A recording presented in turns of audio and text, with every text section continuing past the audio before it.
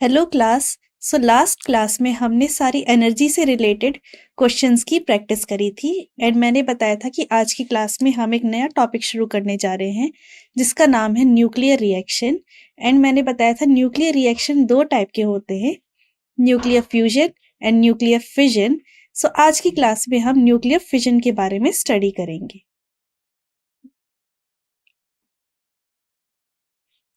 सो आज का टॉपिक है न्यूक्लियर फिजन। न्यूक्लियर से हमें समझ जाना चाहिए जिसमें न्यूक्लियर रिएक्शन इन्वॉल्व हो वहां पर न्यूक्लियर वर्ड यूज होगा। एंड फिजन का मतलब है टू कंबाइन। फिजन का मतलब है टू ब्रेक।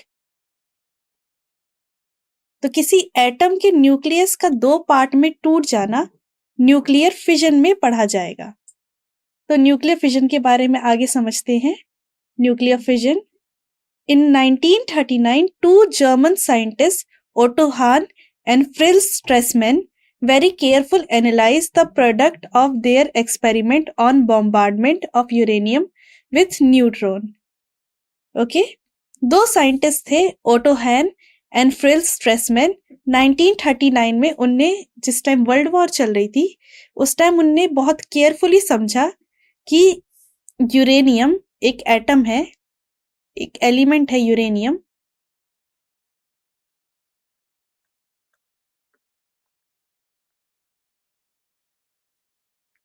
एंड हमारे पास एक चार्जलेस पार्टिकल है जिसे कहते हैं न्यूट्रॉन।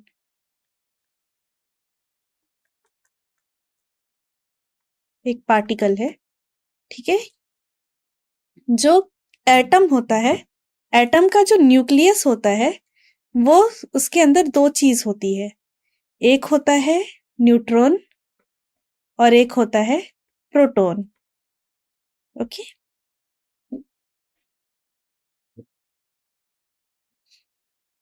एटम और उसके चारों ओर एक तीसरा पार्टिकल होता है इलेक्ट्रॉन, जो उसके चारों ओर घूम रहा होता है। ये एक एटम का स्ट्रक्चर होता है, ठीक है।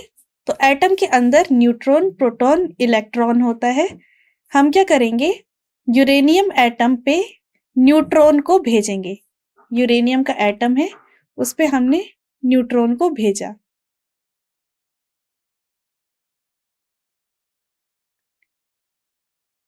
तो यहाँ पर वही लिखा गया है कि उन दोनों साइंटिस्ट ने क्या किया, यूरेनियम एटम पे न्यूट्रॉन को भेजा और केयरफुली स्टडी किया कि क्या होता है। One of the product was found to be barium. तो जैसे ही यूरेनियम के एटम पे न्यूट्रॉन को भेजा गया, न्यूट्रॉन का एटम टूट गया। न्यूट्रॉन का एटम टूट गया, दो एटम्स में कन्वर्ट हो गया, जिसमें से एक एटम हमें पता चला कि बेरियम है। One product was found to be barium isotope emitting beta ray and having half-life of 86 minute। ठीक है, हमने जाना कि एक एटम जो हमें मिला वो बेरियम एटम है, उसका सिंबल ये है Ba। और उसने क्या किया, बीटा रे को, मतलब अपने अंदर से इलेक्ट्रॉन को बाहर निकाल दिया और उसकी लाइफ कितनी है, 86 मिनट की है। मतलब कि वो एटम 86 मिनट बाद अपने आप को ही खत्म कर देगा। मतलब उसमें से पार्टिकल्स, बीटा पार्टिकल्स निकलते रहेंगे। 86 मिनट बाद वहां पर हमें कुछ नहीं मिलेगा, वो एक तरीके से वैनिश हो चुका होगा। तो ये कहा गया यहाँ पर, यूरेनियम एटम को क्या किया, न्यूट्रॉन पे बॉम्बार्ड कराया, जिसकी वजह से यूरेनियम एटम दो एटम्स में टूट गया। हमें पता चला कि पहला एटम जो है वो बेरियम निकला, जिसकी हाफ लाइफ होती है 86 मिनट। मतलब 86 मिनट बाद बेरियम एटम अपने अंदर से बीटा रेस को, मतलब इलेक्ट्रॉन्स को बाहर निकालता जाएगा, इस तरीके से कि एक टाइम बाद वो एटम पूरा खत्म हो जाएगा। दूसरा जो हमें एटम मिला वो था लेंथेनम, जिसका सिंबल है La, जिसकी हाफ लाइफ 40 आवर्स की है। इसका मतलब ये कि 40 घंटे बाद अगर हमने एक्स अमाउंट में लेंथेनम मिला तो 40 आवर्स के बाद उसका अमाउंट डिक्रीज होके x/2 हो जाएगा। ठीक है, आधा हो जाएगी उसकी क्वांटिटी। तो हमने क्या किया, यूरेनियम एटम था, उस पे न्यूट्रॉन का बम्बार्ड कराया एंड हमें क्या हुआ, एक तो बेरियम का एटम मिला और एक लैंथेनम का एटम मिला। लैंथेनम का भार मास 140 होता है, बेरियम का जो मास होता है वो 139 होता है। इन दोनों को अगर जोड़ा जाए तो कितना हो जाएगा हमारे पास, 279। और इसका जो एटॉमिक नंबर होता है पीरियोडिक टेबल में, जिस नंबर पे लैंथेनम आता है वो है 57 एंड बेरियम आता है 56, और इन दोनों नंबर्स को ऐड किया जाए तो हमें 92 यूरेनियम और बहुत सारे न्यूट्रॉन के पार्टिकल्स हमें मिल जाते हैं। ओके, ये काइंडा रिएक्शन है। तो इस रिएक्शन को ही न्यूक्लियर रिएक्शन कहते हैं, बिकॉज इसमें न्यूक्लियस इन्वॉल्व होता है।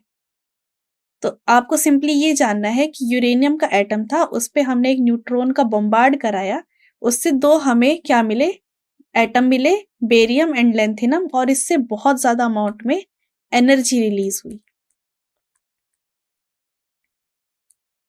एनर्जी रिलीज हुई। आगे चलते हैं। The mass of the product, ये मास बेरियम का है, बेरियम के पास इतना मास होता है, ये मास लैंथेनम का है। दोनों के मास को जब हमने जोड़ा तो हमें 279 एटॉमिक मास यूनिट में मास मिला। और ये जो मास है ये यूरेनियम के एक्चुअल मास से बहुत ज्यादा है, ठीक है। This is more than the mass of uranium nucleus and therefore one of the two product would be produce in a given reaction. इसका मतलब ये कि यूरेनियम के मास से ये बहुत ज्यादा है, तो मतलब कुछ ना कुछ और प्रोड्यूस हो रहा होगा। The other product would be N atomic species with atomic number nearly 36 and atomic mass about 100 U। तो हमें ये पता चला कि और भी कुछ ना कुछ प्रोडक्ट प्रोड्यूस हो रहा होगा, क्योंकि न्यूक्लियर रिएक्शन में मास कंजर्व्ड रहता है। जितना मास प्रोडक्ट का होता है उतना ही मास रिएक्टेंट का होना चाहिए। और इस केस में हमने पाया कि रिएक्टेंट का मास और प्रोडक्ट का मास सेम नहीं है। प्रोडक्ट का फाइनल मास ज्यादा आ रहा है, रिएक्टेंट का मास कुछ और है। तो इसका मतलब ये कि कुछ ना कुछ और पार्टिकल प्रोड्यूस हो रहे होंगे। Hahn and Stresemann were indeed able to find actively isotope of strontium and yttrium। तो उनने जाना कि नहीं, बेरियम और उसकी जगह स्ट्रॉन्शियम एंड यूट्रियम प्रोड्यूस हो रहे होंगे। अगर आसान भाषा में बात करें तो उनने शो कर दिया कि एक बड़ा सा जो यूरेनियम का न्यूक्लियाई है वो टूट के दो छोटे छोटे एटम्स में कन्वर्ट हो सकता है, एंड इसी प्रोसेस को न्यूक्लियर फिजन नाम दिया। अगर आप ये सारी की सारी रिएक्शन जो मैंने बताई है उन सबको अगर आप भूल भी जाओ तो आपको सिंपली ये याद रखना है कि एक यूरेनियम का न्यूक्लिया है, उसको थोड़ा सा हमने एनर्जी देने के लिए न्यूट्रॉन से बम्बार्ड कराया, जिसकी वजह से वो दो डिफरेंट एटम्स में टूट गया। एंड यही एक बड़े एटम का दो छोटे एटम्स में टूट जाना ही न्यूक्लियर फिजन कहलाता है। फिजन का मतलब ही है टू ब्रेक।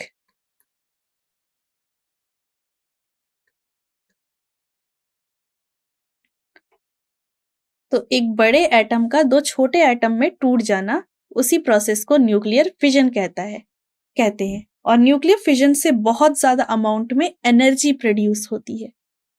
ओके,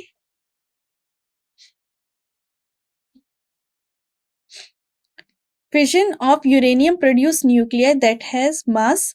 तो हमने ये जाना कि यूरेनियम को जब तोड़ा जाए तो जरूरी नहीं है कि लैंथियम एंड बेरियम ही मिले, और भी हमें एटम्स हमें मिल सकते हैं। तो उसकी एक रेंज होती है, तो हमें 72 से 158 नंबर के मास वाले एटम्स मिल सकते हैं।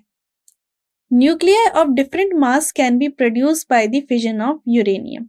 यूरेनियम के टूटने की वजह से अलग अलग टाइप के एटम्स प्रोड्यूस करे जा सकते हैं। फिजन प्रोडक्ट, जब यूरेनियम जिसका मास 235 है एंड पीरियोडिक टेबल में उसका नंबर 92 है, ठीक है, yield mainly two group of nuclei.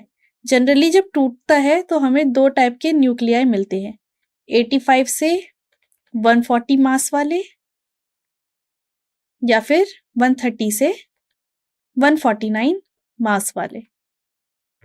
ये न्यूक्लियर फिजन की रेंज होती है। आगे चलते हैं।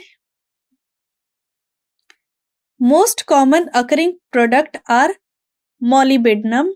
सबसे कॉमन जो न्यूक्लियर फिजन से हमें प्रोडक्ट मिलता है वो जनरली जो एलिमेंट होता है वो है मॉलिबेडनम या फिर लैंथेनम।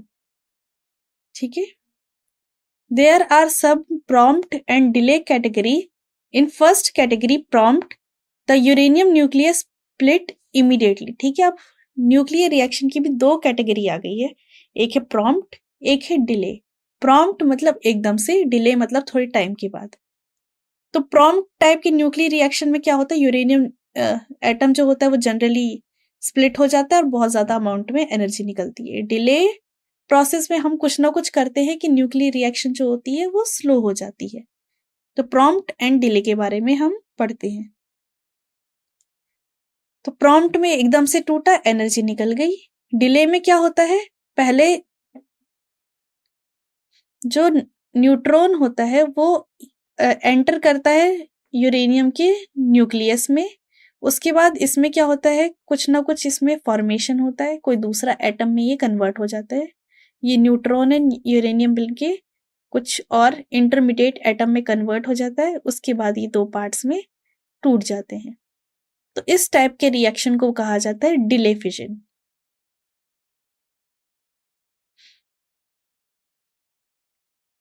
ठीक है। तो इस टाइप के न्यूक्लियर रिएक्शन को क्या बोल रहे हैं, डिले फिजन।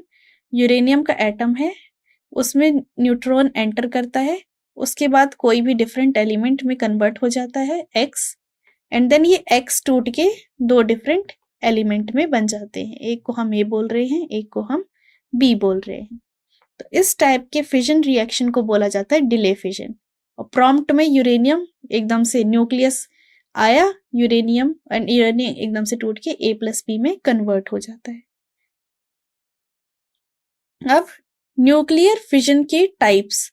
ठीक है। तो तीन टाइप्स में कन्वर्टेड हमने डिवाइड कर रखा है, एक है स्पॉन्टेनियस, एक है प्रॉम्प्ट, एक है डिलेड।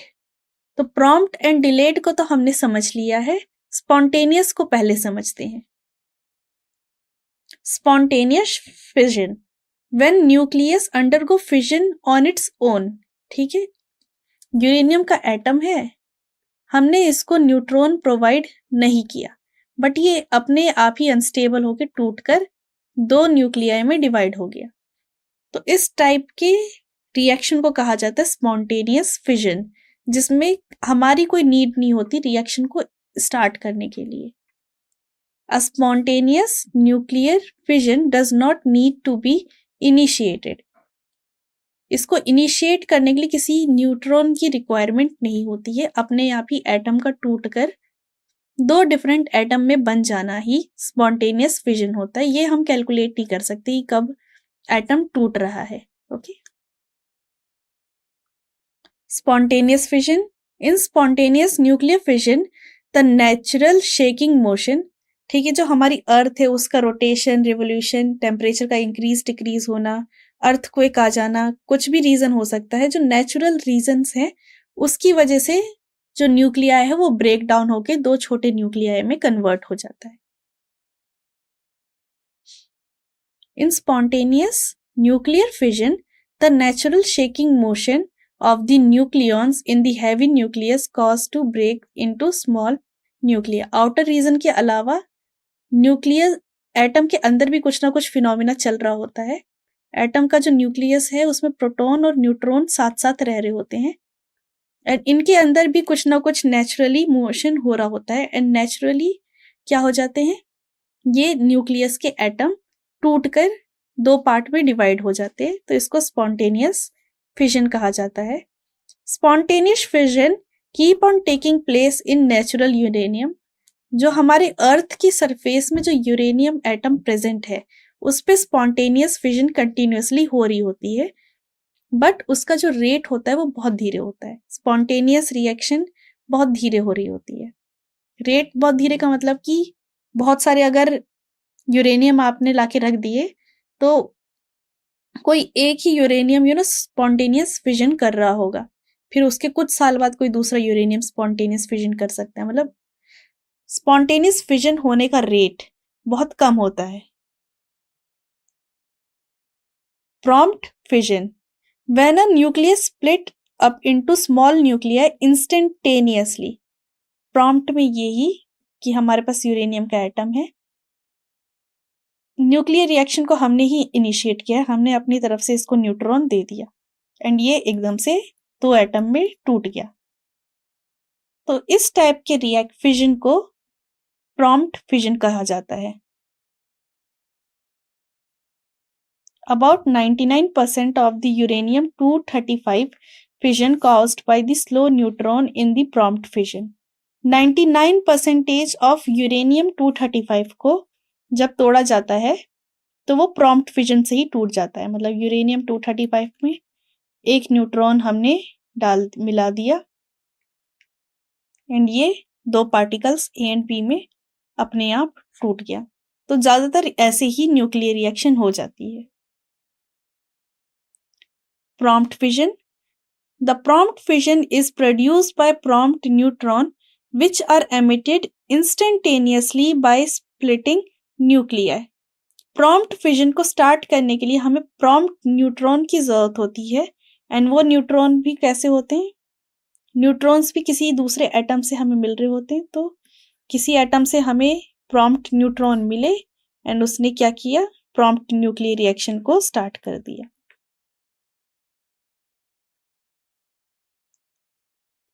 आगे चलते हैं। प्रॉम्प्ट का मतलब जल्दी, इंस्टेंटेनियसली। नेक्स्ट है डिलेड। ठीक है, जब कोई न्यूट्रॉन पहले न्यूक्लियस के यूरेनियम के न्यूक्लियस में एंटर करेगा, ये यूरेनियम का न्यूक्लियस है जिसमें ऑलरेडी बहुत सारे प्रोटॉन और न्यूट्रॉन है। तो ये न्यूट्रॉन पहले इस न्यूक्लियस के अंदर एंटर करता है, फिर इस न्यूक्लियस को अनस्टेबल करता है जिसकी वजह से ये न्यूक्लियस टूट जाता है। तो इस टाइप के रिएक्शन को कहा जाता है delayed fission. Okay, 1% of the यूरेनियम-235 डिलेड फिजन से टूटते हैं, बाकी 99% इंस्टेंटेनियसली टूट जाते हैं। प्रॉम्प्ट फिजन होता है उसमें। डिलेड फिजन के बारे में आगे कंटिन्यू करते हैं। The delayed fission is caused by delayed neutron. ठीक है, जो न्यूट्रॉन स्लोली आ रहे होते हैं, प्रॉम्प्ट न्यूट्रॉन नहीं होते हैं, डिलेड न्यूट्रॉन होते हैं, वही क्या करते हैं, डिलेड फ्यूजन को स्टार्ट करते हैं। When a projectile like neutron enter a nucleus, cause instability which lead to fission of the nucleus after a short while is called delayed fission. जब कोई प्रोजेक्टाइल किसी न्यूक्लियस के अंदर, प्रोजेक्टाइल का sense है न्यूट्रॉन, किसी न्यूक्लियस के अंदर एंटर करता है एंड देन न्यूक्लियस के अंदर इंस्टेबिलिटी हो जाती है जिसकी वजह से न्यूक्लियस टूट जाता है। इसी टाइप के फिजन रिएक्शन को कहा जाता है डिलेड फिजन। अभी जैसे कि बताया कि खाली 1% ऑफ द यूरेनियम-235 डिलेड फ्यूजन से टूटते हैं। Delayed fusion is caused by delayed neutron. Delayed fusion को डिलेड न्यूट्रॉन कॉज करता है जो न्यूक्लियाई के अंदर एंटर करता है एंड इंस्टेबिलिटी कॉज करता है। Different amount of energy are required to produce fission from one isotope to another. अलग अलग टाइप की हमें एनर्जीज देनी होती है अगर हमें डिफरेंट डिफरेंट टाइप के एलिमेंट्स चाहिए फिजन के थ्रू। डिलेड फिजन में there is a threshold energy. ठीक है, न्यूट्रॉन के पास एक मिनिमम एनर्जी होनी चाहिए। थ्रेशहोल्ड मतलब मिनिमम एनर्जी।